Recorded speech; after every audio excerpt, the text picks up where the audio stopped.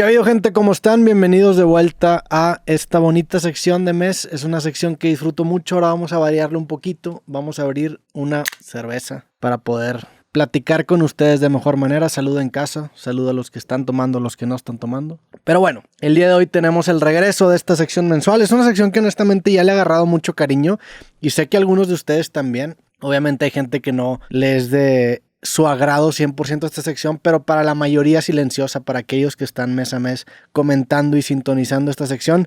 Hey, esto va para ustedes, de verdad agradezco bastante que estén aquí y la verdad es que es una sección mensual que ya hasta estoy esperando cada vez, o sea, cada mes que pasa, ya quiero que llegue este capítulo porque primero que nada no necesito invitar a nadie, no tengo que convivir, puedo meterme solamente con inteligencia artificial, poner preguntas que ustedes me preguntan en esta máquina y simplemente cotorrear y hablar de cosas que a lo mejor a veces ni siquiera se me habían ocurrido, observaciones que a lo mejor no me había dado yo cuenta y cosas que también creo que me ponen un poco nervioso porque no sé de qué va a tratar el capítulo, pero hay una especie de emoción que siempre se gesta en este tipo de capítulos. Para la gente que no sepa de esta dinámica, esta es una dinámica especial que estamos haciendo mensualmente, en donde el contenido de este video son los comentarios del video anterior de esta misma sección. Entonces, eso quiere decir que si ustedes dejan preguntas en la parte de abajo en los comentarios, el siguiente capítulo pueden aparecer en esta sección, lo cual es algo bastante probable porque el capítulo pasado hubo como 400 comentarios, un poco menos, y son casi 40 preguntas. Entonces el 10% de los comentarios aparecen por acá y yo aquí simplemente contesto, cotorreo y nada. También quiero mencionar que la vez pasada algunos se dieron cuenta de la aparición de Roberto Segunda División. Para los que no se dieron cuenta, les recomiendo que vayan a ver otra vez el video y creo que es como al minuto 40 y tantos que aparece Roberto Segunda División o aparece una especie de render de Roberto y eso fue algo que en ese momento no lo planeé, no quería hacerlo, pero la cámara falló, entonces dije, puta madre, no tengo video. En lugar de poner la toma abierta, dije, ¿por qué no experimento con inteligencia artificial? Y generamos un avatar, o generé un avatar con el mismo video del podcast. Y creo que hizo un buen trabajo, la verdad, creo que hizo un trabajo bastante bueno. El avatar falló un poco porque no debería mover el micrófono cuando estoy haciendo estos renders, pero como no sabía que estaba haciendo un render, pues moví el micrófono y eso fue lo que lo delató. Creo que mucha gente se dio cuenta de que eso estaba pasando, pero si bien ese no es Roberto Inteligencia Artificial, es un buen golpe que está dando y próximamente van a poder ver más de este Roberto Inteligencia Artificial, de este Roberto Segunda División, que ya le está haciendo competencia a la Primera División. He estado trabajando mucho este mes justamente en inteligencia artificial y se vienen cosas bien chingonas. Ya sacamos un pequeño piloto de lo que se viene. Un video específicamente de la Primera Guerra Mundial que les recomiendo que lo vean, la verdad está bien interesante. Pero ahorita en lo que estoy trabajando y los videos que estamos haciendo, la verdad es que se ve terrible a comparación de lo que tenemos hoy en día. Ha mejorado muchísimo y probablemente ya salió o está a nada de salir el siguiente gran putazo. Entonces espérenlo. Pero bueno, sin más por el momento, vamos a empezar con esta bonita sección. Deja tu comentario, tu pregunta para que esta sección no se muera. De ti depende que esta sección siga. Y también dale me gusta si es que eres buen pedo y quieres apoyar esta sección. Si no, no pasa nada. Salud por todos ustedes. Gracias por sintonizar otro mes más esta sección. Estoy un poco nervioso, pero empecemos con las preguntas. Roberto, muchos de tus seguidores han expresado que consideran a Jacobo una persona tóxica y sienten que su presencia en el canal afecta la dinámica de creativo. Entendemos que tienes una amistad profunda con él. ¿Podrías compartir con nosotros por qué valoras tanto esta amistad y por qué es importante para ti seguir colaborando con él a pesar de las críticas? Ok, empezamos con un vergazote. Jacobo es un tipo que yo quiero mucho, es un tipo que yo aprecio mucho, es un muy buen amigo que conocí justamente en este medio. De hecho, Jacobo fue el primer creador de contenido que yo conocí cuando me empecé a dedicar a YouTube. En ese entonces, yo conocí a Jacobo cuando estaba en carrera, los dos estábamos estudiando en el TEC de Monterrey. Jacobo es 2 años o 1 año, creo que es 1 o 2 años más grande que yo, y él estaba estudiando su carrera de comunicación y yo estaba estudiando mi carrera de ingeniería de software. Y en ese entonces yo estaba ya haciendo videos y Jacobo también tenía ya rato haciendo videos. Primero tenía un canal que me acuerdo que se llamaba Jacobo con 3 As, me acuerdo. Ese fue el primer canal de Jacobo Wong. Y cuando Jacobo empezó a hacer videos, yo también tenía muy poco tiempo de haber empezado y no conocía a nadie de Monterrey que estuviera haciendo lo mismo.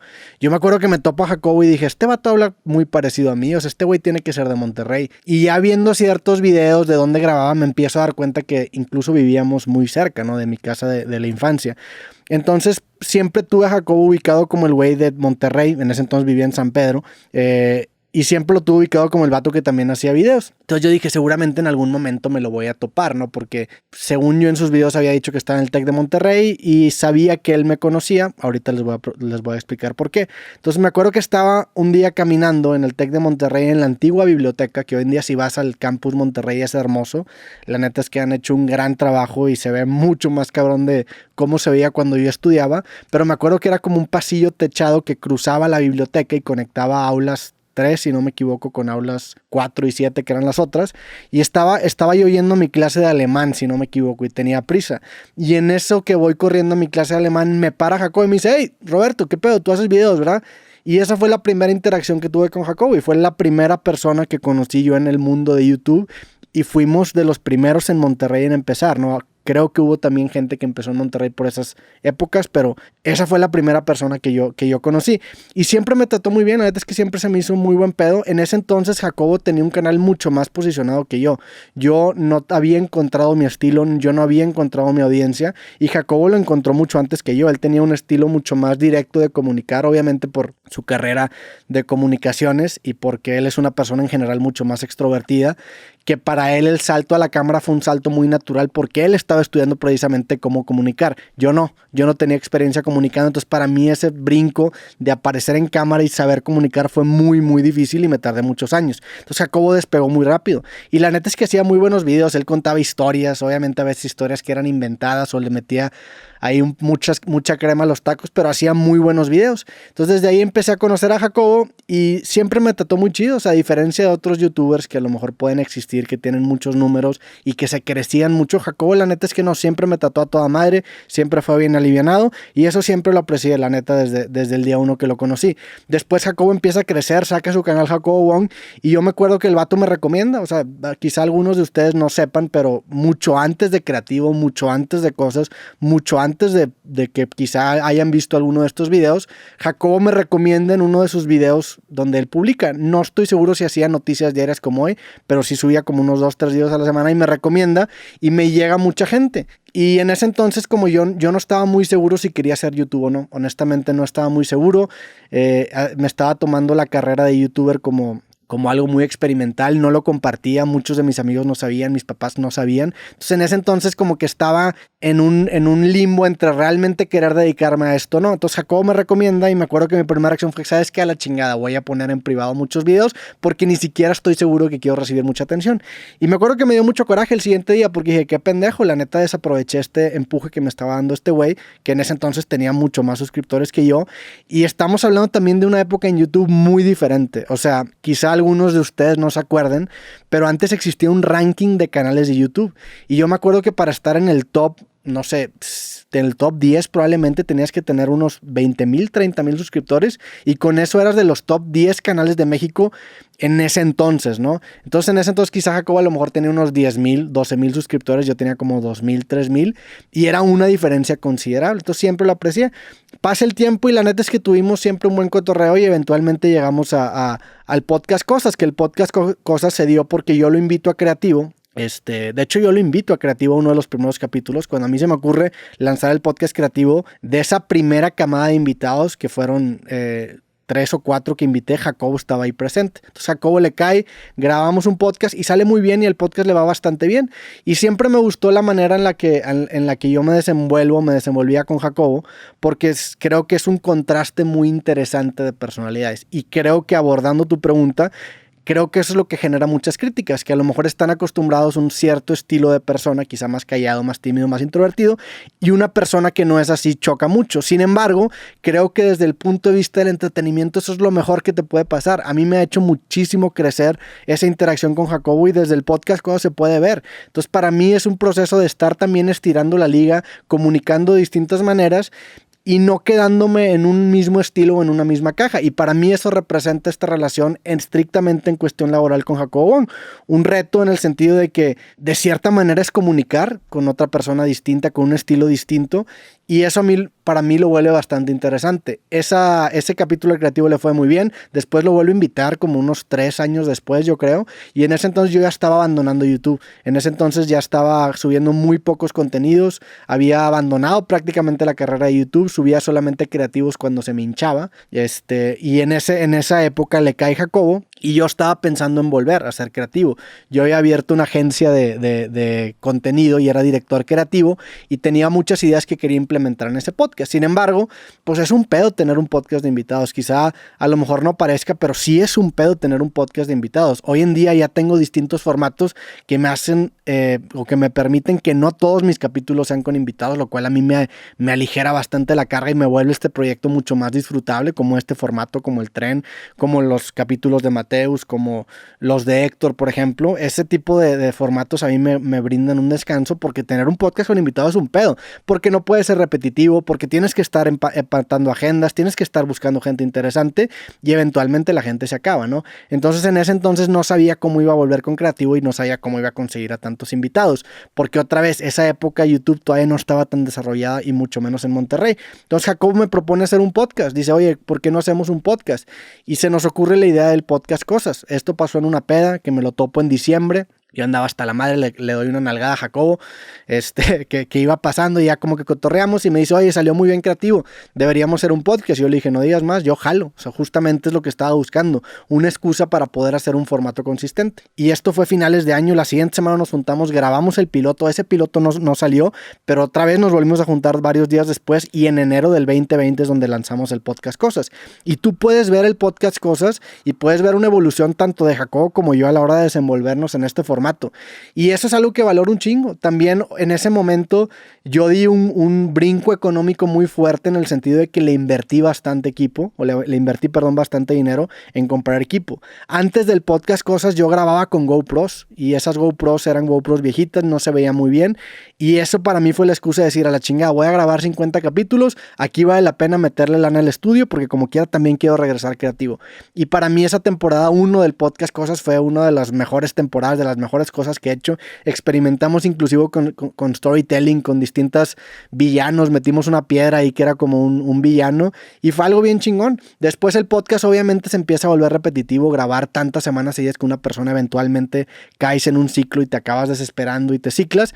Pero creo yo que el balance que hoy en día estamos encontrando es un balance bien chingón, porque hemos encontrado una manera de revivir el podcast Cosas, de meternos en un proyecto que nos emociona a los dos y que es nuevo para los dos, y al chile me da mucho gusto compartirlo con él. O sea, la neta es que es un proyecto que si yo lo hubiera estado haciendo solo no sería ni siquiera la mitad de entretenido, porque la neta es que yo no voy por la vida mentando madres, y Jacobo tampoco, ¿verdad? Pero en el tema del entretenimiento él lo entiende muy bien y a veces se le bota un poco la canica, pero eso es lo que vuelve el formato y el equipo interesante. En cuestión específica, por ejemplo, de Amor FC, que definitivamente tuvimos ciertos problemas con ciertas personas y definitivamente hubo acciones que no debió haber hecho Jacobo y lo dijimos y lo abordamos en su momento, pero era el entendido desde un principio. O sea, somos como el yin y el yang. O sea, él es esa parte mucho más explosiva que yo y eso es lo que genera una interacción bien chingona en donde tenemos las dos partes los dos polos, ¿no? de esta ecuación, y por eso me gusta bastante trabajar con Jacobo. Aparte de que es un güey extremadamente trabajador, es una de las personas más trabajadoras que yo conozco. De verdad, Jacobo trabaja bastante, sube videos todos los días, de lunes a viernes, y también sube podcast el sábado, que es una locura. No saben la cantidad de trabajo que es grabar un video todos los días de noticias. Aparte son videos que tienes que investigar antes para poder subirlos, y esa ética de trabajo es algo que es bien difícil de encontrar con cualquier persona. Entonces, si sumas esa parte de la dinámica que tenemos y lo combinas también con esta ética de trabajo increíble que tiene, es una persona con la que me gusta mucho colaborar porque sabes que siempre va a estar ahí presente, y aparte es un tipo bien leal, es un tipo que la neta sé que tiene mi espalda como yo tengo la de él, y pues por eso seguimos trabajando con Jacobo Wong y seguramente va a estar involucrado en más proyectos. Sé que divide a la audiencia, sé que hay gente que no le gusta y que no le gusta, pero hey, mantiene interesante el contenido. Y eso creo que en el mundo del entretenimiento es lo más importante, y también para mí. Me la quiero pasar bien, me quiero divertir, y pues Jacobo, la neta es que siempre me la paso chido con él. Saludos al buen Jacobo, y esa es la respuesta a la primera pregunta. ¿Puedes hablar acerca del video de Farid, donde cuenta su vida, y cómo impactó en tu vida ese evento en el cual te menciona? Bueno, para las personas que no sepan, mi buen amigo Farid Dieck sacó un video especial de 5 millones de suscriptores que ya va a llegar como a 6. Lo que está haciendo Farid es una locura, de verdad me da muchísimo gusto, orgullo también, y es algo que yo nunca he visto con ningún canal, en ninguna plataforma, el crecimiento que ha llegado a tener Farid. Y otra vez, hablando de vatos trabajadores, de vatos obsesivos, Farid definitivamente es uno de ellos. Farid está loco, Farid escribe todos los días, estudia una segunda carrera, estudia una maestría, tiene un equipo de trabajo, saca un video al día. Farid también es un obsesivo, un enfermo en esa cuestión, y es un tipo que lo conozco desde hace muchísimo tiempo. A Farid ya les platiqué la vez pasada la historia de cómo lo conocí, pero llevo más de la mitad de mi vida de llevarme con él, ¿no? Entonces Farid saca un video como especial de sus 5 millones de suscriptores en donde me menciona. Este video retrata un poco la vida que ha llevado el buen Farid. Me dio mucho gusto obviamente ver ese video porque pues me acuerdo de muchas de las cosas que mencionó. Si bien no lo conozco a Farid desde que estaba muy chico, lo conocí más o menos como en prepa, que fue cuando empezó nuestra carrera de los dos. Y él me menciona justamente en un punto de su vida en donde él se empieza a dedicar precisamente a lo que hoy se dedica. Farid en ese entonces tenía una marca de zapatos y tenía una banda musical, y el güey se acerca conmigo porque teníamos esta banda en común, Blink, que les platiqué el capítulo pasado. Y después de esa experiencia empezamos a colaborar. El güey tenía una banda, yo le empecé a grabar videos a la banda, empezamos a hacer como documentales y muchas cosas como experimentales, pero él todavía no se dedicaba realmente a la creación de contenido. Después de que se termine esa etapa con la banda que se llamaba Sansón, que la neta, ahí está el disco por ahí en YouTube, es muy bueno. Hay una rola que se llama Desde Casa, si no me equivoco, que es una rolota. La neta se la recomiendo, busquen Desde Casa Sansón, a lo mejor está en mi canal, pero es una muy buena rola. También hay varias, la neta, que me gustan mucho de ese disco, y es un momento de mi vida que atesoro bastante. Pero después de haber hecho ese disco, pues yo estaba empezando con la creación de contenido, estaba empezando a agarrar momentum, y me invitan justamente a Nueva York a dar una conferencia, mi buen amigo Adelio, que le mando un saludo. Y en esa conferencia, o en esa invitación, perdón, yo la verdad es que no me di cuenta de que me habían invitado, porque desde ese entonces la verdad es que era malo leyendo comentarios y contestando mensajes. Entonces Farid, que estaba en esta mentalidad de tiburón y de emprendimiento con sus zapatos, que también es algo que le apasionaba bastante. De hecho sacamos unos zapatos, Farid y yo, que era mi línea, era la línea Roberto Martínez, que eran unos zapatos negros y eran los más vendidos, y llegó un punto en donde le dije, güey, pues obviamente van a ser los más vendidos, no por mí, sino porque son zapatos negros. No tenía zapatos negros, y eventualmente los acabaron sacando y me quitaron la plaquita, y obviamente yo lo entendí, no le dije, güey, dale, ¿dónde está? Entiendo que no me quieras dar un porcentaje porque te faltan zapatos negros, ¿no? Entonces me preguntó de que, oye, ¿cómo los quieres diseñar? Le dije, totalmente negros. Y no había. Y dije, pues chingón.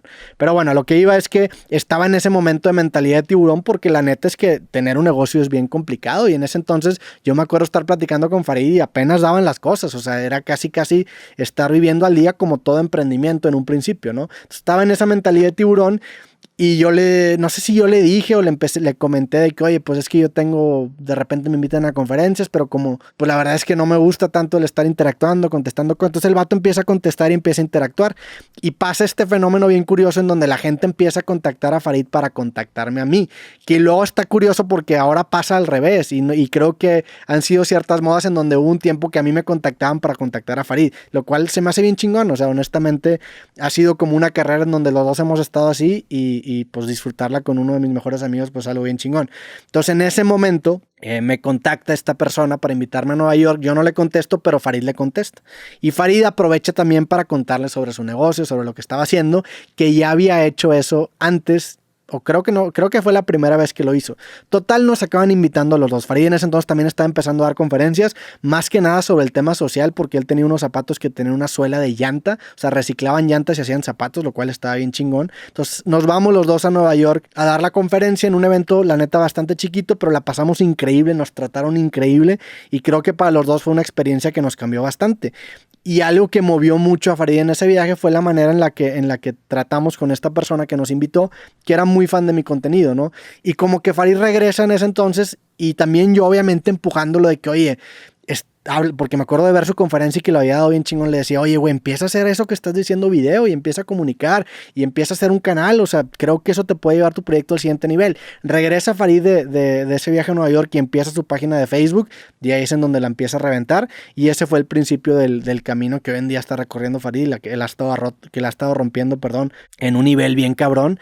Pero ese fue el punto en donde me mencionó, y pues bueno, desde ahí la neta es que siempre hemos estado colaborando. El buen Farid, si tú te metes también en los primeros capítulos de Creativo, te vas a dar cuenta que a Farid aparece muchísimas veces, porque era el güey con el que yo me iba a echar las cervezas, era el vato con el que pues siempre después de salir de la carrera nos íbamos por una cerveza, siempre, es uno de los güeyes con los que más me llevo, ¿no? Entonces para mí fue algo bien chingón, tanto ver ese video y recordar toda la historia de Farid, y también ver el crecimiento que ha tenido. Entonces vayan a ver ese video, que busquen historia de Farid Dieck, y es Farid Dieck narrando su propia historia, y lo hace muy chingón, y pues por ahí pueden ver ciertas fotos viejas mías que a lo mejor dicen, órale, qué pedo con ese Roberto, incluyéndome modelando sus zapatos. Hola Roberto, en algún video tuyo había escuchado la importancia que le dabas a tomar notas en la universidad. ¿Cómo haces tus apuntes? ¿En qué te enfocas a la hora de hacerlas? ¿Y cómo las revisas? Sí, hablé, creo que hace algunos videos o el video pasado, sobre cómo me hubiera gustado conservar mis notas de la universidad. Es algo que me arrepiento mucho porque no le di la seriedad suficiente. Y hoy en día sí tomo muchas notas, ya no las tomo en una libreta, lo cual es una práctica que me arrepiento un poco de haberla hecho, pero a la vez no. Porque si bien me gusta la sensación de estar escribiendo y creo que se te quedan mejor las cosas, pues la realidad es que es muy difícil indexar, y más con mi letra que está bien culera, y ya no puedes simplemente picarle Command F y encontrar las notas, ¿no? Entonces hoy en día utilizo para notas la aplicación de Notes puntualmente. Digo, ahorita esta no es la computadora que uso, esta es la computadora del estudio, pero generalmente en la computadora siempre tengo abierto Notes, y del otro lado tengo abierto mi buscador Google Chrome, que es el que uso, y Notes siempre está chiquito. O sea, yo lo que hago es que divido la pantalla, pongo dos pantallas en la misma pantalla, vaya, y eventualmente hago una mucho más grande que la otra, y siempre al lado izquierdo tengo notas. Y en esta aplicación de Notes tengo ciertas notas de ciertos temas, y ahí simplemente escribo lo que me gusta. Tengo, no sé, notas de ajedrez, de inteligencia artificial, para los capítulos, cuando investigo a los invitados, estoy viendo videos, y siempre algo que me llama la atención, pues lo anoto. Y es un proceso muy puro, muy, no sé, no la pienso mucho. Siempre que hay algo que me llama la atención lo anoto. También me gustaría hacer una distinción entre, por ejemplo, el uso que le doy a la aplicación Google Keeps, que ahí tiene que ver con ideas puntuales, y Notes, que es algo más para desarrollar, o es algo más que yo utilizo, por ejemplo, en este podcast. Pero no hay una fórmula secreta, simplemente cuando realmente quiero entender algo, o sea, cuando digo, oye, quiero ver este video y quiero entenderle, lo veo o lo escucho tomando notas. Esa es la gran diferencia. Cuando realmente me interesa absorber información, lo veo o lo escucho tomando notas. Cuando no, cuando es más casual, pues no tomo notas, ¿verdad? Entonces ahí depende de qué tanto quieres que se te quede la información. Si estás viendo un video y te gustaría quedarte con los conceptos, pues toma notas, y creo que cada quien tiene su estilo. El chiste y la prueba de oro es que cuando revisites tus notas te puedas acordar de qué se trataba el video y qué fue lo que te había llamado la atención. Una vez que empiezas a hacer esa repetición, te vas a empezar a dar cuenta qué le faltan a tus notas o qué le sobran a tus notas, y la siguiente vez que tomes notas, pues lo vas a acabar haciendo mejor. ¿Qué capítulos existen que no salieron, que aún pueden salir o que nunca saldrán? Ok, es una pregunta bien interesante. Hay varios capítulos que no salieron, y algunos sí me dan coraje. Hay uno en especial que me hubiera encantado que saliera. No salió por cuestiones que no están en mi control, pero hace como un año grabé con Cristian Nodal un capitulazo, uno de mis capítulos neta favoritos que he grabado. Fue una conversación bien profunda, y en ese entonces Nodal estaba como en una etapa de su vida, creo que se estaba quitando los tatuajes, algo acabó pasando y no salió. Quedamos en volver a echarnos el episodio, pero no se ha dado. La neta es que no se ha dado. No tenía comunicación con él directamente, lo tuve con su equipo, lo busqué, no hubo respuesta, no quisieron sacar el capítulo, había unas cosas que querían quitar, las quitamos, pero finalmente no acabó saliendo. Pero ese capítulo, la neta, es uno de los capítulos más chingones que grabamos en ese entonces. Me gustó un chingo, fue una plática bien chingona, Nodal me cayó bien chido, honestamente, y ese capítulo sí se quedó la espinita, y me hubiera encantado que hubiera salido. Roberto, platícame cómo has crecido empáticamente. Se nota la evolución del Roberto de hace 2 años. ¿Realmente influyen tus invitados en el Roberto de hoy? Estaría chingón que dieras un ejemplo. Sí, 100%. O sea, creo yo que precisamente rodearte con distintos tipos de personas te hacen hacer que tu personalidad se desarrolle de distintas maneras. Entonces para mí ha sido una evolución muy grande el grabar con las personas con las que he grabado. En creativo definitivamente, pero el problema de creativo es que no los veo muy seguido, o sea, no grabo tan seguido con esas personas, pero más que nada en formatos ocasionales o en formatos, recurrentes. Por ejemplo, Cosas definitivamente me hizo ser mucho más suelto, estiró la liga en esa parte y es algo que agradezco bastante. Las pláticas que tengo con el buen Diego Rusarín en Bizarro definitivamente me han abierto la mente en muchísimos temas en los cuales yo no había considerado. Diego, la neta es que también es un crack, es una persona que divide, que polariza, pero el vato es muy inteligente y es un güey con el que realmente es un lujo platicar, y eso que claro que acaba teniendo un efecto en mí. O sea, creo que sí soy pues sí soy el promedio quizá de las conversaciones que tengo. Entonces definitivamente rodearme con personas que me inspiran, que me retan, ha hecho que evolucione yo, y es algo por lo cual estoy profundamente agradecido, y también hace adictivo este formato, ¿no? Por eso me gusta tener conversaciones difíciles. A lo mejor a veces invito gente que que dividen mucho, que a lo mejor no son bien vistas, pero esas conversaciones me retan y esas conversaciones me hacen crecer. Entonces por eso las sigo teniendo. Yo sé que todos tus proyectos tienen un plan detrás, ya sea para aprender algo específico o desarrollar habilidades. Me intriga saber ¿cuál es la meta de esta clase de episodios y cuál es la meta de Bizarro? No sé si todos los episodios todos los formatos tengan una meta. La realidad es que yo con este formato en específico llegué a un punto en creativo en donde lo sentía muy repetitivo. Y lo sentía muy repetitivo al punto en el que ya me estaba preguntando si quería terminar con el proyecto o no. Y es una respuesta que la neta todavía no tengo. No sé si va a llegar después del creativo 500. El 500 va a llegar de ley, pero después todavía no estoy seguro. Sin embargo, estos nuevos formatos que estoy haciendo, con los que estoy experimentando, han reavivado de cierta manera el interés que tengo yo por este proyecto, que es un proyecto que me encanta, es un proyecto que me gusta mucho, pero también te puede gustar mucho un proyecto, pero ya hacerlo más de 400 veces ya también empieza a decir, oye, pues a la madre, quiero hacer otras cosas, ¿no? Entonces, para mí el reto es tener la capacidad de poder hacer otras cosas como este formato, como lo que estoy haciendo con ella, como lo que estoy haciendo con otras cosas, y que no se muera el proyecto, que es el proyecto hasta hoy, el proyecto de mi vida, ¿no? Que es creativo. Entonces, para mí ha sido el reto eso, ¿no? Encontrar la manera de que lo que estoy haciendo en mi tiempo libre, que son las cosas que me interesan hoy en día, los pueda adaptar con este proyecto, porque sí se siente como cuando, no sé, creo que las langostas cambian de piel o las cucarachas cambian de piel, en donde siento yo que el proyecto creativo es un caparazón en donde eventualmente tengo que romperlo, salir y generar otro caparazón. Y esa es la intención de estos formatos en específico, mantenerlo mucho más fresco, mantenerlo mucho más dinámico, mantenerlo más interesante y no caer en esa misma repetición. Y es un esfuerzo que he estado haciendo este año en específico, de no clavarme tanto en buscar quizá el invitado más mediático o, pues sí, al invitado más popular, sino realmente clavarme en gente con la que me gustaría platicar y tener una conversación profunda con esas personas, incluyendo este tipo de formatos que me retan, que me emocionan. Genuinamente me emociona este tipo de pláticas porque no sé qué va a venir, y es algo a lo que intento llegar con los nuevos formatos que estoy haciendo en creativo. Con Bizarro, la neta es que Bizarro fue un proyecto bien chingón. Bizarro para mí fue un aprendizaje muy grande porque al ser yo una persona que le cuesta mucho delegar, esa fue la primera vez en donde dije, ok, tengo que delegar porque no me da todo para yo hacer todo en este proyecto, y también hay más gente involucrada, está el buen Diego, está su equipo. Entonces para mí fue un ejercicio bien interesante en decir, no seas tan controlador a la hora de hacer las cosas y simplemente también deja que demás personas participen.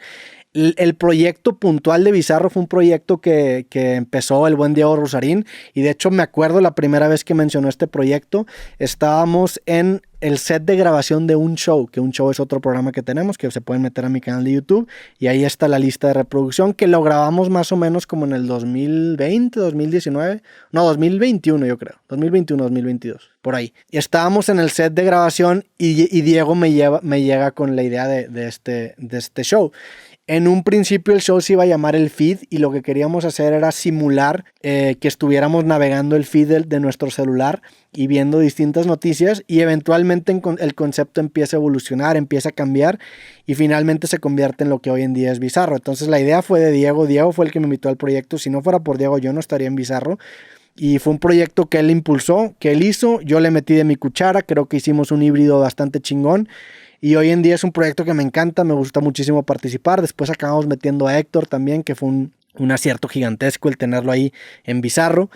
Y no hay intención, o sea, realmente no hay un motivo ulterior, simplemente es un proyecto que disfrutamos, que agradecemos tener la oportunidad de hacerlo y para mí fue aprendizaje. Estaría perrísimo que juntaras a Farid y Morris para hablar de su tiempo en la agencia y en general platicar la historia de cómo arrancan en redes sociales. Sí, estaría bien chingón. La verdad sí es un capítulo que debería hacer. Les voy a proponer hacer eso. De hecho, tenemos este formato que se llama El Tren y muchos no saben, pero gran parte de por qué hice este cambio de estudio, porque para los que no sepan, antes tenía un estudio, era el mismo cuarto que tengo en Monterrey, digo, ahorita estoy en Armando, en Ciudad de México, pero tenía un cuarto con una mesita pegada a la puerta con 2 micrófonos, ¿no? Porque no cabía más, porque en ese entonces ahí también estaba mi oficina y ahí era donde editaba y trabajaba. Eventualmente acabé construyendo otro cuarto para ahí poner mi oficina y que ese cuartito sea solamente un estudio y acabé armando el formato que tengo incluso aquí en México de esta mesa y estos 4 micrófonos, 5 cámaras, una pantalla y todo esto, ¿no? Que hoy en día en retrospectiva fue un súper acierto haberlo hecho. O sea, ahí di un brinco de calidad del podcast de una manera bien cabrona. Pero lo que me motivó a hacer ese brinco o esa inversión económica, así como cosas me motivó a invertir en las cámaras, lo que me motivó a hacer esto es precisamente tener la oportunidad de sentar a más de una persona en esta mesa y que esas personas fueran amigos. Y de ahí nace el formato del tren. De hecho, antes del tren hicimos un capítulo experimental que éramos justo Farid, Morris y yo. Y antes de que fuera el tren, ese fue como el piloto, si le quieres llamar así, y fluyó demasiado bien. Y ahí dije, qué bueno que lo hice. O sea, ese fue el primer capítulo, si no me equivoco, de los primeros que grabé con esta nueva mesa. Y en ese capítulo estaba pensando, qué bueno que tomé ese riesgo, qué bueno que hice esa inversión, porque el potencial que tiene esta mesa y este acomodo es gigantesco. Entonces, claro que me gustaría hacer un capítulo con el buen Farid y Morris y hablar sobre esos temas. Me encantaría que entrevistaras a Trevor Noah. Pienso que es una persona extremadamente inteligente que te sería muy interesante. Sí, Trevor Noah me encantaría definitivamente entrevistarlo. Ahora nos vamos a estar moviendo un poco más en Estados Unidos. Estamos cerrando capítulos en inglés. No sé si ya salió el capítulo en inglés que se supone que voy a grabar pasado mañana. Digo, pasado mañana para mí, para ustedes pues ya pasó un poco más de tiempo. Pero ya debió haber salido o está nada de salir estos capítulos en inglés y definitivamente Trevor Noah está en mi radar para ir a Estados Unidos. Hola Roberto, mi pregunta hacia ustedes. ¿De qué manera impactará el día en que se compruebe vida en otro planeta en el ámbito filosófico y religioso? ¿De qué manera impactará el día en el que se compruebe vida que hay en otro planeta? Pues tendríamos que primero especificar qué tipo de vida. Creo que hay una diferencia muy grande entre una vida inteligente, con las comillas que le tenemos que poner, porque ¿qué es la inteligencia en una escala cósmica? ¿Quién dice que nosotros somos inteligentes? Algo completamente relativo, pero bueno, con esas comillas tendría que ser bien inteligente, a diferencia de encontrar otro tipo de vida, quizá unicelular, que no sea inteligente, ¿no? Creo que las implicaciones filosóficas cambiarían, aunque potencialmente se podría argumentar que son las mismas, porque si existe vida, pues el potencial de que exista vida inteligente ahí está, lo cual sí cambiaría bastante la cosa. Pero si llegáramos a encontrar vida inteligente, pues sería un reto gigantesco, porque primero que nada el reto principal sería cómo comunicarnos con ellos, ¿no? O sea, hoy en día tenemos muchas referencias y sesgos que no nos damos cuenta que tenemos, pero ahí están presentes, ¿no? Por ejemplo, cuando Carl Sagan manda si no me equivoco era el Challenger, vamos a ver, cuando Carl Sagan manda el Challenger, aquí está, mira, mandan esta placa que se llama el Pioneer Plate, que dice el Pioneer Plate es una placa de oro que lo mandaron en el Pioneer, perdón, no era el Challenger, era en la misión Pioneer, ¿no? Sacaron esta misión en donde básicamente iban a aventar una nave espacial pues al universo, a la galaxia, a ver hacia dónde llegaba. Hoy en día creo que ya salió del sistema solar, si no me equivoco, vamos a ver. Mira, hoy en día Pioneer 10, que es esta misión, esta nave que mandaron, está en la constelación de Taurus, que se encuentra a 20.5 o 20.534 millones de kilómetros de la Tierra. Una locura. O sea, lanzaron esta nave que tenía una especie de bocina que reproducía sonidos de la Tierra al universo con la intención de que eventualmente una especie inteligente encuentre esta placa y sepa de dónde vinieron. Entonces ahí estaba el gran reto, ¿no? El saber cómo comunicar esa idea con una especie alienígena que no tiene idea de quiénes somos nosotros, ¿no? Entonces lo que pusieron fue una figura de un hombre y una figura de una mujer desnudos para dar a entender pues que son un hombre y una mujer. Pusieron también un sol, que es el círculo ahí que está abajo, es un sol, y si te fijas, en el tercer puntito después del círculo del Sol está el tercer planeta, que es la Tierra, ¿no? Y en esa Tierra sale una flecha apuntando directamente a esa nave, ¿no? Y se criticó mucho el uso de esa flecha porque se criticó que era un concepto 100% humano. O sea, ¿cómo un alien va a saber que una flecha significa voltea a ver ahí? Que es algo que nosotros tenemos de cajón y lo damos por sentado porque lo entendemos desde niños, pero un alien no va a saber que esto es apuntar, ¿no? Si tú apuntas a un perro, muchas veces el perro ni siquiera te entiende, ¿no? Entonces, si un perro no te entiende, imagínate una vida que vive, pues no sé, a cientos de años luz de ti o a miles de años luz de ti, ¿cómo chingados va a tener esas mismas referencias? También pusieron esto que según yo es el hidrógeno, si no me equivoco. Sí, pusieron dos partículas que representan una transición del hidrógeno, que el chile no les podría explicar ahorita cómo estaba el pedo, pero las dos bolitas de arriba significaban que el elemento más abundante, creo que del sistema solar o de la galaxia, era el hidrógeno, por si llegara a pasar mucho tiempo y llegar a otro lado, para que sepan de dónde viene. Y pusieron ciertas cosas encriptadas con la intención de que si algún día pues una civilización extraterrestre llega a encontrar esta placa, pues más o menos entienda qué pedo, ¿no? Pero lo que iba es que se le criticó mucho el uso de la flecha porque es un concepto muy humano. Creo que la implicación filosófica sobre los sesgos que tiene el lenguaje serían gigantescos. La película esta muy buena que se llama, ¿cómo se llama esta película? The Arrival se llama la película. Arrival es buenísimo, explica muy bien estos retos de comunicación entre los aliens que llegan a la Tierra y los humanos, y creo que eso sería para mí lo más interesante de este escenario que tú planteas. Hola Roberto, a mi parecer tienes una característica muy útil que es referenciar demasiado a los autores, directores, músicos y creativos en general. ¿Cómo haces para recordar y tener presentes tantos nombres y citas? Muchas gracias por el elogio, lo agradezco. Es algo que me preguntan mucho. La realidad es que lo que me pasa es que casi siempre hablo de lo que recién acabo de consumir. O sea, casi para mí algo bien bonito de este podcast es que como grabo muy seguido, si veo o escucho algo en la mañana, siempre lo comento, casi siempre lo comento en algún episodio de algo, ya sea de cosas, de bizarro, de creativo o de lo que sea. Y eso de cierta manera lo refuerza y me permite modularizarlo para que en un futuro se me quede más. Creo que ese es el secreto de por qué me acuerdo quizá de tantas referencias o de tantas cosas, y eso lo sumaría también al tema de escribir los libros. Aquí tengo creativo y el arte de perder, y el proceso para mí de escribir esos libros pues tiene que ver con referenciar las ideas. Y cuando lo estás escribiendo y leyendo y releyendo, porque estos libros los he leído más de 50 veces cada uno, cuando los estaba creando, pues eventualmente te tienes que aprender las cosas, ¿no? Entonces creo que esos dos factores son lo que hacen que me acuerde de estas referencias o citas.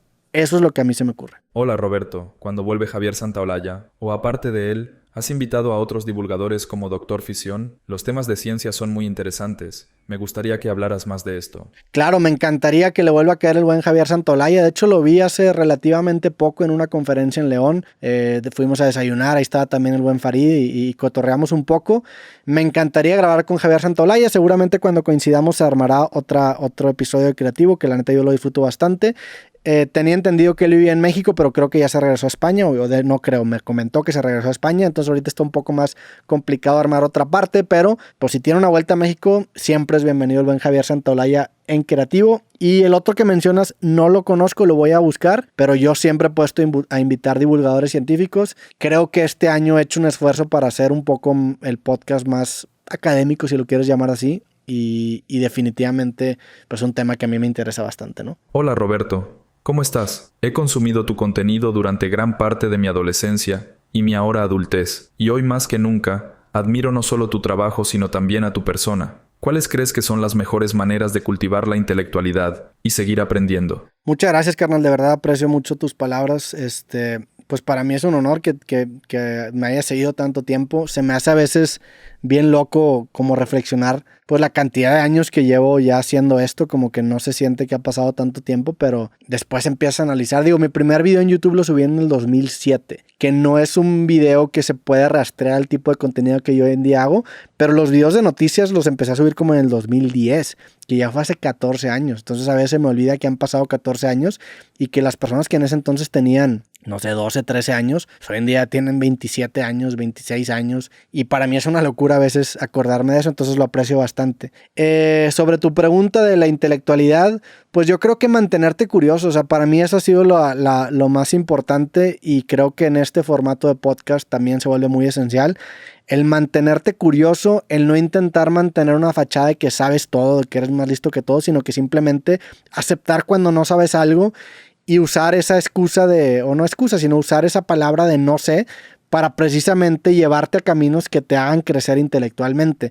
Creo que hubo un tiempo en mi vida en donde quizá era o me daba un poco de pena admitir que no sabía algo, y una vez que sueltas eso, la vida te cambia. Entonces hoy en día no me da para nada pena aceptar que soy muy ignorante en muchos temas, porque precisamente ese es el primer paso para dejar de serlo, o cuando menos para saber un poquito más de algo, ¿no? Entonces creo que para mí eso fue la diferencia, el abrazar esa ignorancia y utilizarlo como una guía de hacia dónde te quieres mover, ¿no? Ahorita, por ejemplo, estoy haciendo un formato que no sé si ya publiqué, pero tiene que ver con investigaciones y una especie de documentales que estoy haciendo. De hecho, el de inteligencia artificial de la Primera Guerra Mundial es ese formato, es su piloto, ¿no? Y para mí este formato me gusta mucho porque es una excusa que yo uso para aprender mucho sobre ese tema.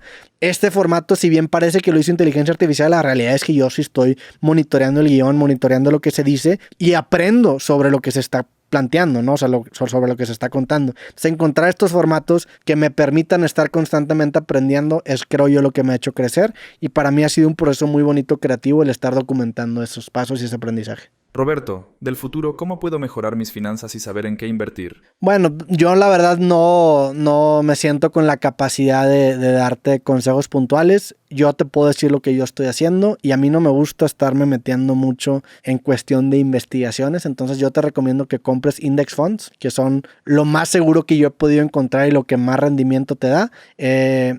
Y sí, o sea, deuda gubernamental, index funds, S&P 500, creo que son las cosas que más seguras están a la hora de invertir, porque creo que para la mayoría de las personas no vale la pena clavarse en cosas ya más técnicas, porque si no le vas a dedicar el tiempo, pues la neta es que seguramente no le vas a ganar el mercado. Entonces vete por la teoría, vete por lo seguro.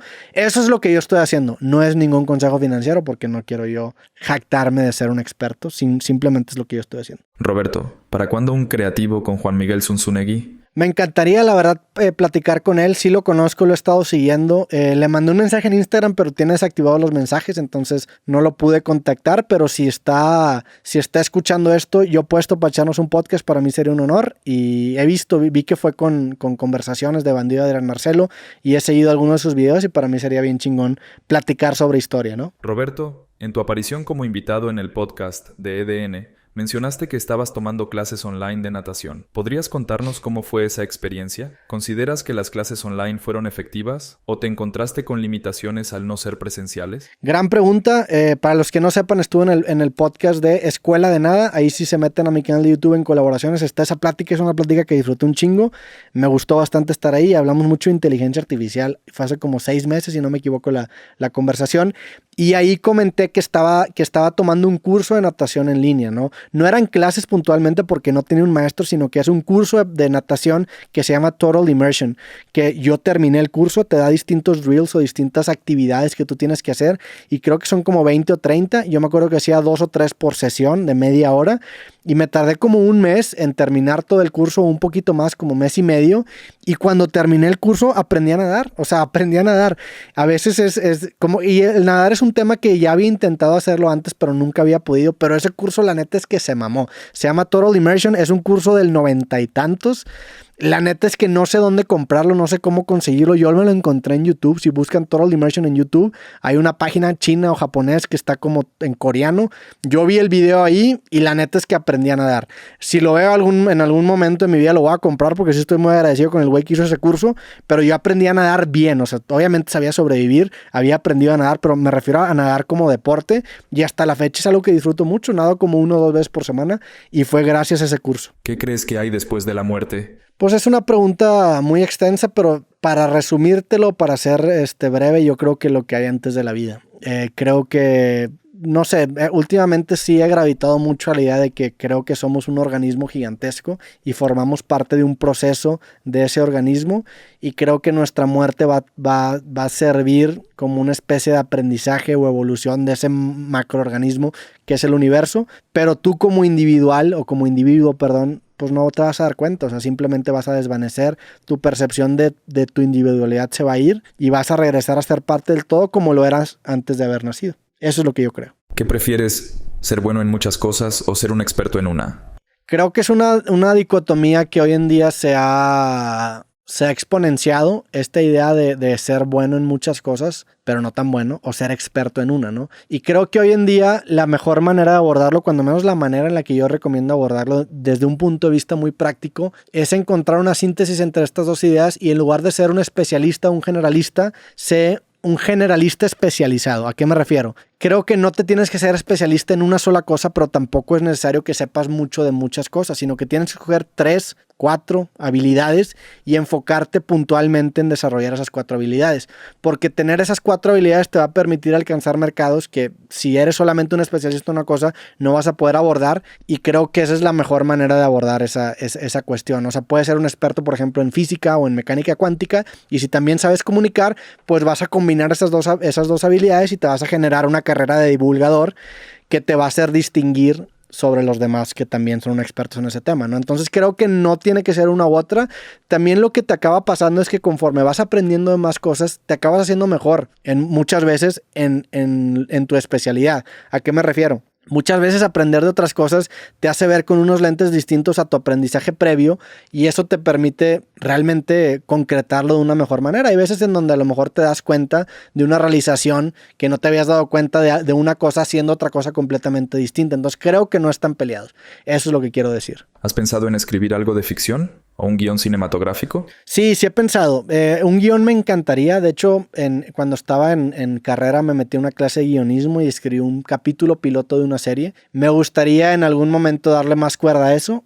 No me gustaría compartir detalles porque creo que voy a gastar la idea, pero en su momento, si la vida me lo permite, sí me gustaría llegar ahí. A tus más o menos 30 años, ¿qué le hubieras aconsejado al Roberto de 16 que hiciera o dejara de hacer? A mis más o menos 30 años, ¿qué le aconsejaría al Roberto de 16 que dejara de hacer? Es una pregunta interesante.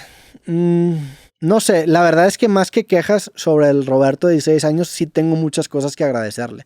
Sí tengo cosas que agradecerle porque se dio o tuvo el valor de perseguir lo que le gustaba. O sea, el Roberto de 16 años creció en un contexto muy distinto al contexto actual, en el sentido de que en ese entonces nadie hacía videos. Es más, estaba mal visto hacer videos, y hoy en día está súper normalizado y todo el mundo hace videos. Incluso la gente más popular hace videos. Antes no, antes tú eras el raro por hacer videos. Y siempre me valió madre. O sea, honestamente siempre me valió madre. O aunque no me valiera madre, siempre me ganaba el coraje de... aunque me importe, lo tengo que hacer porque es lo que quiero hacer, ¿no? Porque la realidad es que no me valió madre, sino que mis ganas eran más que el miedo que me daba, ¿no? Y es algo que yo le agradezco muchísimo al Roberto de 16 años. Creo que le metió las horas, aprendió muchas cosas y... no sé, quizá si le tuviera que aconsejar algo sería neta disfruta, o sea, disfruta más ese proceso, aprovecha la juventud, voltea a ver a tus abuelos, a tus papás, a tus tíos y ve cómo todos están mucho más jóvenes, y aprovecha eso porque eso se acaba y eventualmente conforme más creces más romantizas esa época en tu vida. ¿Qué haces para mantener constantes rutinas de trabajo pesado? ¿Qué hago para mantener constantes rutinas de trabajo pesado? Calendarizar. Para mí, algo que me cambió completamente la vida es realmente tomarme en serio mi calendario. Utilizo Google Calendar y mi calendario es mi guía para mi tiempo reactivo, ¿no? ¿A qué me refiero con tiempo reactivo?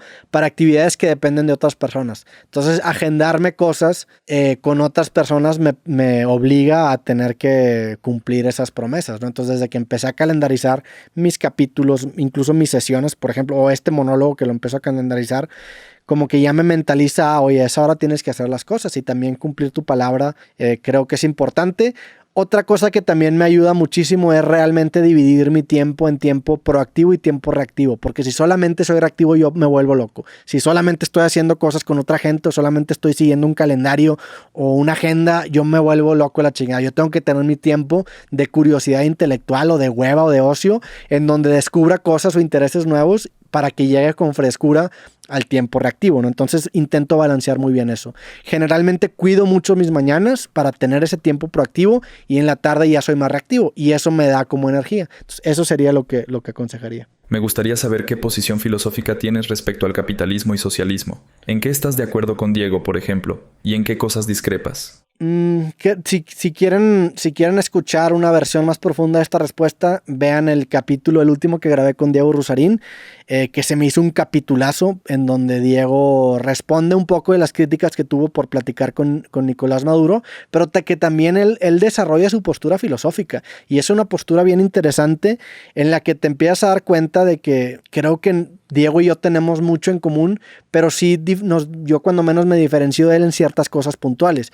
Pero lo que te acabas de dar cuenta en este tipo de conversaciones es que tienes mucho en común con la gente, y creo que la gente que quizá ve a Diego como un opuesto a su postura filosófica, si escucha esa conversación se van a dar cuenta que tienen bastante en común, ¿no? En mi caso puntualmente, en donde yo me distancio más de Diego, es que a mi parecer, y otra vez, vayan a ver ese capítulo porque creo que no le voy a hacer justicia ni a sus palabras ni al contexto de esa conversación, pero a su parecer llega en la última instancia en donde estamos desarrollando toda esa postura filosófica y concluimos que el capitalismo es un sistema que sí está haciendo mucho daño, es un sistema que sí premia sobre todo la generación de ingresos, y eso se lleva en cuenta a la vida de muchas personas y es lo que está operando el mundo, pero en donde me diferencio de él creo que tiene que ver con la idea de que a mí me da más miedo darle más poder al gobierno que a los empresarios, y Diego opina lo contrario. Eso creo yo que sería una manera muy simplista de ver toda esa conversación, pero ahí es en donde yo me diferencio. Para mí la clase política son empresarios que tienen recursos públicos, y eso a mí me genera todavía más miedo que darle más poder a unos empresarios que no tienen esa gestión pública. Os digo, acaba siendo también una diferencia mínima, ¿no? O sea, porque si tú me dices, pues, ¿quieres un super empresario que también tenga poder absoluto? Pues la respuesta es evidentemente no. Pero si llegamos a esa última instancia entre darle más poder al gobierno o darle más poder a las empresas, ahí creo yo que es en donde nos distinguimos. Sin embargo, la realidad es que Diego está mucho más informado que yo en ese tema. Creo que tiene posturas radicales y posturas en donde él está muy convencido, y ahí es en donde yo me alejo un poco de él, pero vayan a escuchar ese capítulo, la neta se lo recomiendo. ¿Por qué ya no tocas el tema de espiritualidad con tus invitados? Sí lo toco de vez en cuando, pero hay ciertas conversaciones en donde quizá no se preste mucho para ese tema, y hay ciertas conversaciones en donde sí. También es un tipo de pregunta que muchas veces, si una persona no tiene ese proceso introspectivo, como que es una respuesta muy general. Y también creo yo que ese tipo de preguntas se presta para una especie de escrutinio, crítica hacia ciertas posturas, tanto de ellas como mías, obviamente. Y para muchas personas eso es algo muy sensible. Entonces, como que a veces sí me siento un poco atado en opinar sobre la espiritualidad de otras personas, porque para muchos es un tema bastante sensible. Para mí no. Me van a decir, güey, lo que tú crees es una pendejada, Roberto, y yo no me lo tomo a mal. Pero hay gente que no se lo toma de la misma manera. Hola, Roberto. Me gusta mucho tu contenido y a veces me pregunto cómo podemos las personas normales estudiar para llegar a un nivel de elocuencia similar al que manejas. Gracias, carnal, tanto por tus palabras y por consumir el contenido. Yo creo que con práctica, o sea, yo creo que la cámara es un maestro bien duro, porque evidencia muchas de las cosas en donde flaqueas, y yo me di cuenta de muchas cosas que yo hacía al comunicar que no me gustaban y las acabé corrigiendo, y realmente es algo muy visual ese proceso. En un principio yo usaba muchas muletillas, de hecho me doy cuenta, por ejemplo, que las sigo usando y las intento corregir, pero la cámara es un gran maestro. Entonces el estarte grabando, escuchándote y corrigiendo te genera este proceso de mejora continua, en donde si haces eso 400 veces pues empiezas a mejorar, y creo que esa es la clave para mejorar en cuestión de comunicación definitivamente, pero también en todo. O sea, si tú juegas golf o juegas tenis y te grabas a ti mismo y ves tu swing, te vas a dar cuenta de que, órale, cabrón, parece que le estoy pegando de la chingada, y empiezas a corregir y a corregir y a corregir. Entonces grabarte y después ver o escuchar esa grabación para mí es la mejor manera de aprender. Eso lo hacen también los comediantes, graban su show, graban su set y se dan cuenta de cosas que de otra manera no se hubieran dado cuenta, porque verte a ti mismo en tercera persona es durísimo, pero también es un proceso que te permite aprender bastante. Roberto, ¿crees que la suerte existe? Yo creo que definitivamente la suerte existe. O sea, la suerte en una cuestión de que pues vivimos en un mundo en donde la gran mayoría de las cosas que suceden no están bajo nuestro control, y nuestra vida no es una muestra lo suficientemente grande o significativa para que nos toque una distribución normal de eventos. Entonces definitivamente hay gente que tiene muchísima suerte, y eso pasa desde el nacimiento. O sea, definitivamente nacer en una clase alta, nacer en una clase baja es algo meramente circunstancial, es algo de suerte, y eso es algo que tú no controlas. Entonces definitivamente la suerte existe, y existe mucho más de lo que nos gustaría aceptar. De hecho, casi todo es suerte. ¿Qué no es suerte? La pregunta realmente sería si creo que existe el mérito. Y eso es un tema bien difícil y bien profundo de analizar, porque lo que tú puedes percibir como mérito, si le empiezas a rascar lo suficiente, te vas a dar cuenta que también es suerte, y eso asusta un poco. Hola Roberto, ¿cuál es tu top 3 de personas de todos los tiempos que más quisieras entrevistar? No sé, hay mucha gente con la que me gustaría haber platicado. Me gustaría platicar muchísimo con Albert Einstein, por ejemplo. Me hubiera encantado platicar con Diego Armando Maradona, por ejemplo. Me hubiera encantado platicar con ¿quién más? Con Kubrick me hubiera encantado platicar. No sé, hay mucha gente con la que me hubiera gustado platicar, pero creo que esos 3 son un buen top 3. Digo, obviamente también hay grandes villanos que me gustaría mencionar, con los que también se me haría bien interesante platicar. Hay mucha gente, la verdad, con la que me hubiera gustado platicar. Hola Roberto, me gustaría saber cómo haces para mantener a raya el estrés o el enojo. ¿Te han sacado alguna vez de tu centro? Sí, muchas veces. La verdad es que sí es algo que he trabajado bastante. Es algo que yo siempre... Hay una frase que me gusta mucho, de hecho, del autor Ryan Holiday, que dice que nunca estás orgulloso después de haber perdido la cabeza. Y es una frase que yo me llevo mucho, ¿no? O sea, nunca me siento bien cuando pierdo chompa, cuando exploto, cuando grito, cuando... Nunca me siento bien. Entonces, esa realización me permite actuar siempre desde la perspectiva de que siempre que me desespero o me saco de quicio, acabo peor. Entonces, entendiendo esto, pues intento evitarlo, ¿no? Pero obviamente de repente, pues hay veces en donde simplemente explotas y no lo puedes evitar, pero creo que me he hecho bastante mejor haciendo eso. Y también desde un punto de vista objetivo, entre comillas, creo que actúo de una mejor manera y me doy más probabilidades de éxito cuando no estoy cagado, cuando no estoy enojado. Entonces intento aprovechar eso lo más posible. Intento realmente controlar mis emociones porque no quiero ser víctima de ellos. O sea, no quiero que mi carrera se termine por alguna emoción muy fuerte a la que le di cuerda, como el enojo, como la ira o como cualquier otra cosa. Entonces, para mí sí es importante realmente ponerme encima de mis emociones y decir, no, mando yo. Aunque a veces es muy difícil. Hola Roberto, ¿cómo comenzaste con el tema de las conferencias? ¿Cuál es el tema o temas que abordas en las conferencias y la dinámica que utilizas? Bueno, con las conferencias empecé realmente por accidente. Con las conferencias me empecé a hacerlo porque me empezaron a invitar. O sea, gente empezó a ver mi contenido, empezó a ver mis videos. Puntualmente cuando hacía más crítica social y política, gente me empezó a invitar a ciertos foros y ahí empecé a dar conferencias y me empecé a hacer bueno sobre la marcha. O sea, la realidad es que mi primera conferencia estuvo terrible. Es más, hasta recité un poema en la conferencia y conforme vas agarrando experiencia, pues te vas haciendo mejor, ¿no? Mi conferencia ha evolucionado bastante. En un principio era una conferencia rígida, después empezó a evolucionar y hoy en día se vuelve como una especie de monólogo en donde va cambiando constantemente. Normalmente intento entender de qué va el evento, de qué trata el evento, para intentar encontrar puntos que me gustaría tocar, que van de acuerdo a ese evento. Por ejemplo, si es un evento para estudiantes, pues normalmente toco cosas que me hubiera gustado enfatizar cuando yo era más joven. Si es un evento de marketing, pues cosas que tienen que ver con mi experiencia como director creativo. Si es un evento de tecnología, pues hablar del punto de vista de la inteligencia artificial, mis procesos, mi metodología. Entonces varía mucho, ¿no?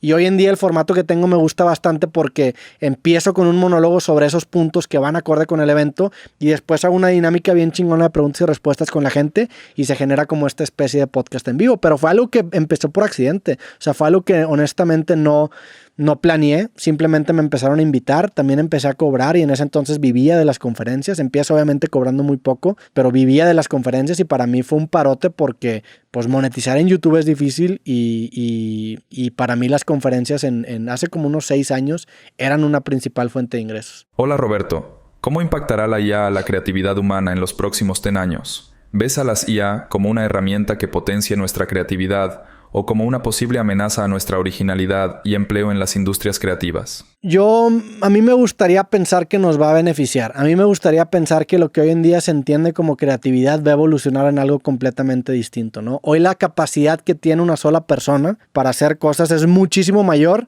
a la que teníamos hace 20 años, ¿no? Y eso en general creo que va a elevar la discusión y va a elevar los problemas creativos porque hoy en día tenemos herramientas mucho más poderosas a nuestra disposición. Creo que ha habido grandes disrupciones en las industrias creativas y hemos sabido generar una base en la carrera que ya consideras herramientas y ese elemento no sé, de curaduría humana creo que sigue estando presente. Utilizando mucha inteligencia artificial te das cuenta que está bien cabrón, pero también está bien pendeja en ciertas cosas. Entonces creo yo que todavía ese rol de orquestador va a estar ahí presente, pero también puede llegar un punto en donde nos reemplace. No sé, la verdad es que no sé. A mí me gustaría pensar que el elemento creativo va a seguir estando presente a la hora de direccionar estas fuerzas que hoy en día tenemos, que son estos robots, pero puede llegar un punto en el que el mismo orquestador también sea una inteligencia artificial. No sé, la verdad es que no sé. Hola Roberto, ¿qué opinas sobre cómo las IA, como AlphaZero de DeepMind, están transformando el juego del ajedrez? ¿Crees que estas IA están expandiendo las fronteras del juego o de alguna manera limitan la creatividad y el ingenio humano en el tablero? En el tema del ajedrez es algo bien interesante, ¿no? Porque creo que estas herramientas tecnológicas de cierta manera sí han teorizado mucho más el juego. Y a ver, hablando desde mi punto de vista, que yo no soy un gran maestro, no soy un maestro FIDE, no soy un maestro internacional, soy un simple aficionado al ajedrez, pero me gusta bastante verlo y analizarlo y entender también qué está pasando. Hoy en día el ajedrez clásico tiende mucho al empate. ¿A qué me refiero? No sé, la partida, por ejemplo, de Magnus Carlsen contra Fabiano Caruana terminaron empatados 12 juegos y acabaron eventualmente desempatando en Blitz. ¿Qué quiere decir esto? Que el ajedrez, si lo juegas con un límite de tiempo indefinido, tiende al empate porque las posiciones se vuelven muy teóricas, ¿no? Entonces es difícil equivocarse y una persona que haya estudiado mucho y que tenga obviamente una capacidad intelectual como lo tienen estos super genios, pues definitivamente nivela bastante el juego y deja menos espacio a la creatividad. Yo creo que por eso formatos de Blitz se vuelven tan interesantes, porque ahí no tienes chance de acordarte de todas las movidas y de todas las jugadas y se juega más con esta intuición y con este feeling, y por eso creo que ese formato es tan popular. Entonces creo que en el ajedrez clásico sí, de cierta manera lo está llevando un empate, pero el Blitz creo que sigue más vivo que nunca y hoy en día es el formato por excelencia. Me encanta ver partidas de Blitz y creo que ahí es en donde está el espíritu del ajedrez hoy en día. Y de hecho ya hay jugadores que se están alejando más del ajedrez clásico y se están metiendo mucho más en el Blitz. Yo, por ejemplo, no me aventaría una partida de ajedrez clásico porque se me hace muy largo. La verdad, estar tanto tiempo ahí, estar horas en el tablero. Sin embargo, una de Blitz te quita como esa frontera. Pero otra vez, yo soy un amateur, ¿verdad? Roberto, si fueras el presidente de México, ¿cómo descentralizarías todo? Si fuera el presidente de México, ¿cómo descentralizar todo? No sé, es una pregunta bien difícil y la verdad es que no me he dado el tiempo de hacer un análisis profundo. Creo que, no sé, la verdad es que no sé. Fíjate, vamos a utilizar el recurso de no sé, pero lo voy a pensar. Hola Roberto, me gustaría saber cuál es tu rutina diaria y cuáles son tus metas o goals que te propones de fijo mensualmente. Bueno, mi rutina diaria, tengo distintas variantes de rutina diaria. ¿A qué me refiero? Pues hay ciertos días en donde quiero hacer algunas cosas y escojo una plantilla para ese tipo de días, ¿no? Y hay días en donde digo, ¿sabes qué? Hoy quiero hacer trabajo profundo 100% y no voy a seguir esa rutina. Entonces, en los días ideales, generalmente me levanto 7, 8 de la mañana, hago ejercicio. Bueno, antes de hacer ejercicio me tomo un café, voy al baño, hago ejercicio que normalmente es correr o nadar, dependiendo de qué hice el día anterior. Si el día anterior nadé, pues corro. Si el día anterior corrí, pues nado, ¿no? Y eso es lo que normalmente hago. Después intento despejarme un poco, investigar algo, ver algún documental, jugar ajedrez o hacer algo que sea proactivo.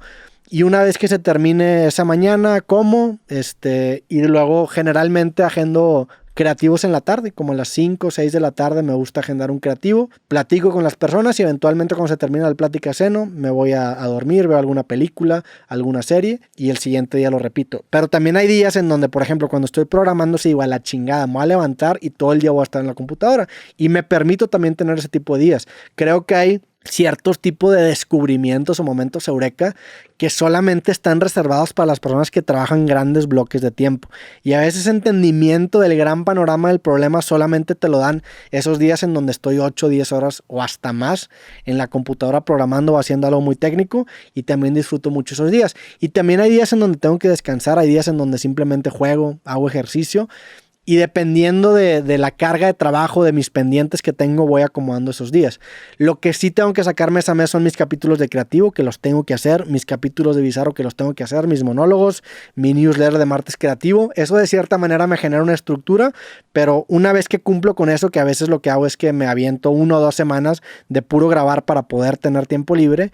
Una vez que tengo el tiempo libre, también intento hacer otras cosas como viajar, hacer ejercicio, programar u otras cosas que tienen que ver con ocio, jugar videojuegos. comentarios, etc. Pero bueno, mi gente, esto ha sido todo por este episodio del día de hoy, este monólogo. Salud en casa, la verdad la pasé bastante bien. Espero de verdad que hayan disfrutado tanto el capítulo como yo lo disfruté. Y pues nada, la verdad es que gracias a todos los que sintonizan estos episodios. Ustedes creo que son la base de este proyecto creativo. De verdad aprecio bastante. Si llegaron hasta acá, denle me gusta al video, no sean mamones para que esta sección sobreviva. Y también manden preguntas para el siguiente video, porque si no hay comentarios, esta sección eventualmente se va a morir. Y la neta es que me gusta bastante esta sección. Creo que es una sección que, no sé, me permite platicar de cosas que quizá en otro momento o en otro formato no tendría oportunidad de platicar. Y espero que a ustedes también les guste esta sección. Pero bueno, gracias a todos, dejen sus preguntas. Si no van a dejar preguntas, cuando menos denle me gusta a las preguntas que les gustaron, para que el algoritmo, el siguiente capítulo, escoja las preguntas más interesantes. Y ya. Nos vemos en el próximo capítulo. Que esté bien, mi gente. Sobres. Muchas gracias por escuchar este episodio de Creativo. En la parte de abajo te comparto un link en donde podrás escuchar los nuevos episodios de Creativo 3 días antes en Amazon Music, completamente gratis. También, si no estás suscrito al canal, por favor suscríbete en este link para que puedas enterarte de los nuevos episodios. Y si te gustan los temas que tratamos en este podcast, entonces seguramente también disfrutarás mis libros. Aquí te comparto el link para que les des un vistazo. Muchas gracias por ver Creativo y nos vemos en el próximo episodio.